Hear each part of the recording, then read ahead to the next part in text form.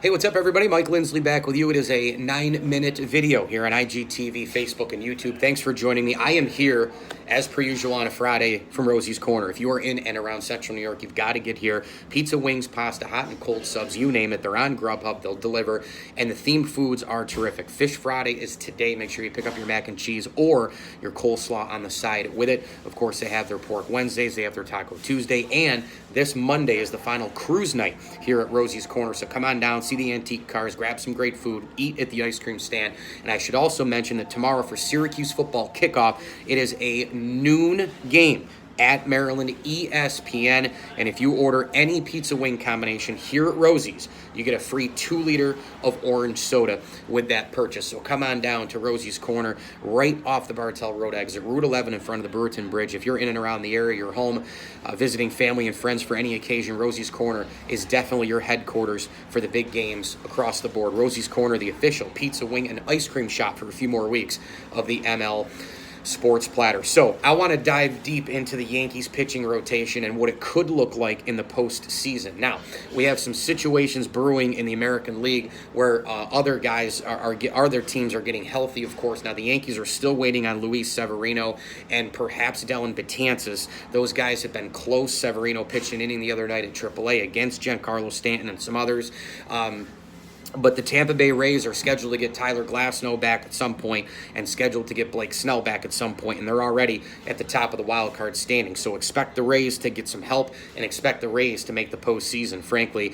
Cleveland just recently got a boost with the guy who's battling leukemia in terms of Carlos Carrasco. We know they traded Trevor Bauer, and they're hoping that Corey Kluber can be 100% as well. You put in with Mike Clevenger. Cleveland could be dangerous in October as well. But as far as the Yankees are concerned, if they're going to go to the World Series, look, it's got to come down to the timely hitting that they've gotten, two out hits, putting the ball in play, balancing the home run with hitting for average, and of course, making sure that you get guys home from third base with under 2 outs with sac flies and the like. This team can win the World Series. They're good enough, but they've got to get to the World Series first. First of all, they got to win the AL East. I think they got to get home field to have a prayer against Houston, but they've got to get through the ALDS as well. And I think when you're looking at this situation for the New York Yankees, the pitching is where it starts. The pitching right now is behind some of the other teams in the American League. Certainly Houston, a team that can roll out 3 or 4 aces in any given series with Justin Verlander, Garrett Cole, Zach Greinke, and Wade Miley. So for the New York Yankees, this is how I'm looking at it. A lot of this obviously depends on Luis Severino's health, but my game one starter, no doubt about it, is Masahiro Tanaka. He's the only guy in the rotation that I flat out trust on the biggest of stages. He loves to pitch in New York. He loves Yankee Stadium. He loves the bright lights on him. He's been fantastic in the postseason. I've been absolutely wrong about this signing about Masahiro Tanaka. I disagreed with the Yankees giving him all that money, with placing that big of a posting fee. I didn't think it was going to be worth it. He has lived up to the contract and more when you look at all the metrics in terms of pitching and all the rest in today's sabermetric world. I would start Hero in game one, Tanaka time for sure. Then from there, it gets very, very interesting. When you have a situation with Domingo Germán, he's been the best pitcher for the New York Yankees all year long, but he's apparently on an innings limit. So is he going to be limited going into the postseason? Will he even be available? He pitches tonight against the Boston Red Sox at Fenway Park.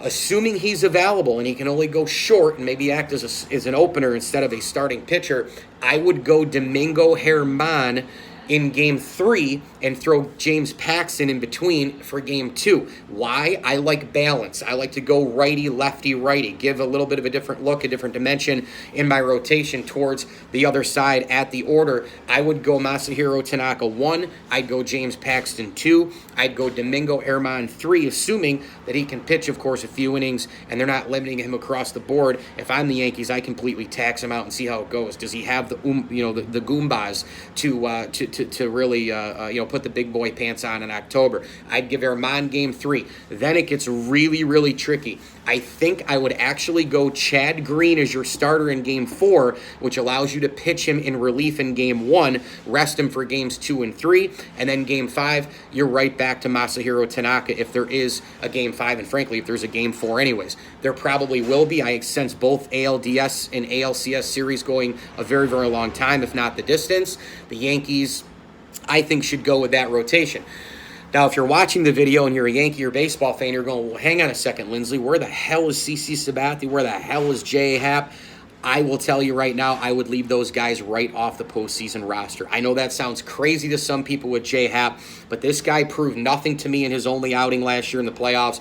And much to the chagrin of Mark Ernay, who has been battling me on Twitter like crazy. I love Mark to death, but he's been really at me when I was picking on J. Happ when he got blown up about a month ago. I had come back at him and said, well, he didn't do anything in the playoffs. Oh, only one outing. Okay, Mark, what about the last 7 or 8 weeks of this season when J. Happ has literally been laboring through every single inning? Now, the last outing he pitched great, but the whole picture tells me J. Happ isn't ready for the postseason. Ride him out, make him pitch a ton during the regular season down the stretch to try and save the bullpen. But I'd leave Happ and I'd leave Sabathia right off the roster, make CC Sabathia, your team mascot, your team cheerleader, and all the rest. Give him another moment at Yankee Stadium before the season's over. Bring him out of the bullpen, probably on a cart because that knee won't be able to hold up to walk out from the bullpen. Let him throw an inning or two. Let him strike out a couple guys. Maybe when he strikes one guy out, that's it, and you go get him and have the ovation and all the rest. But I'd leave those two guys right off the postseason rotation, and I would go again with Masahiro Tanaka game 1, James Paxton game 2. I love Domingo Germán in there at the number 3 position. And then at number 4, you go ahead and you open with Chad Green for a few innings and then go right to the bullpen. I love righty, lefty, righty, and then opener here. I think the Yankees pitching is starting to come together a little bit, but the only way for the Yankees to win a World Series, not just to get there, is they need a lot more starting pitching than they've gotten throughout the entire year. Even for as good as it's been recently, they need even more because in the postseason, it's a totally different ballgame. You're not going to win every game 8-6, 10-8, 9-7, 8-4, etc. You've got to win some of those 2-1 games as well. I'm not saying that you don't win high-scoring games. Look at the 2016 World Series, the Cubs and the Indians in Game 7. There were 1 million runs scored in that game. There were 1 million runs scored in other select World Series games and postseason games of the like, but the reality of the situation is the Yankees need much more pitching if they're going to hang with the other teams in the American League on that side. Other than that, the Yankees, I think, have the upper hand with every other unit.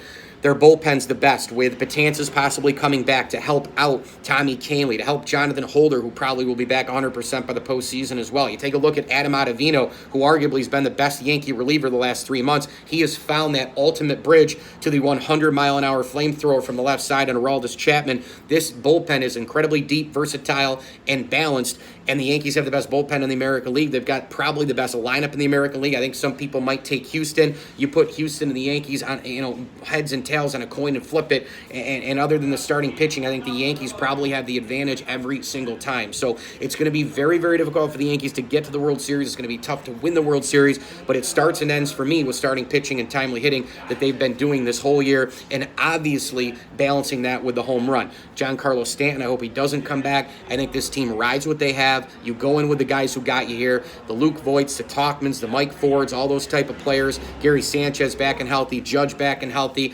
Didi, Gleyber Torres, Gio Urshela should be coming back soon. DJ LeMahieu is arguably the American League MVP. Brett Gardner and company, you think maybe Aaron Hicks comes back as well, but they probably have the upper hand every single area of the game except starting pitching. If they get any semblance of starting pitching, the Yankees should win the pennant and have a great chance to win the World Series. I'm Mike Lindsley. Thanks for watching me here. 9 minutes on IGTV, Facebook, and YouTube. You can hit me on Twitter at Mike L Sports, and get on down to Rosie's Corner for Fish Friday. It includes your mac and cheese or your coleslaw. This place is amazing. Jason, Jody, and the gang doing a great job. Make sure you follow them on Instagram and like them on Facebook. See all the specials, see all the promotions and the like. And remember to order a pizza and a wing. Any combination of that, of course, pizza and wing combination tomorrow for noon kickoff for Syracuse at Maryland. You'll get a free 2-liter of orange soda. As I always tell you, enjoy the games.